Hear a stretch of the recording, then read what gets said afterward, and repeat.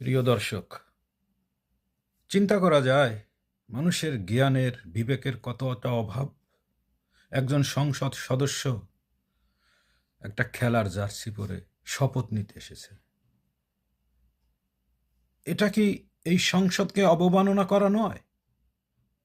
একজন সংসদ সদস্য আইন প্রণেতা, যার কাজ দেখে মানুষ শিখবে, যে মানুষকে শিখাবে। এটা হলো?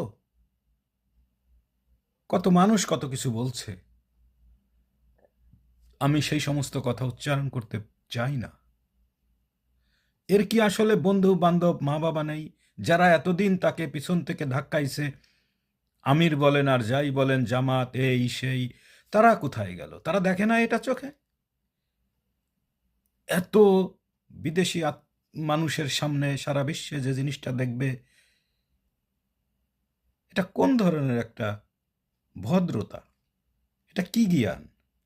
বুঝতে পারলাম সে একটা নিম্ন শ্রেণীর পরিবারে তার জন্ম, তারপরেও তো এখন তো সে সংসদ সদস্য, হয়তো তার বাপ কাঠের কাজ করে। এটা বড় পরিচয় না। আজকে যে পরিচয়টা দিছে, এইটাই হচ্ছে তার এখন সব থেকে বড় পরিচয়। আহ, আরে বাংলাদেশ, কি অবস্থা! আমরা কোথায় দাঁড়িয়ে আছি, কোথায় চলে যাচ্ছি না জানি, আরো কত কিছু দেখব। আল্লাহ সবাইকে বুঝার ক্ষমতা দিন। ধন্যবাদ।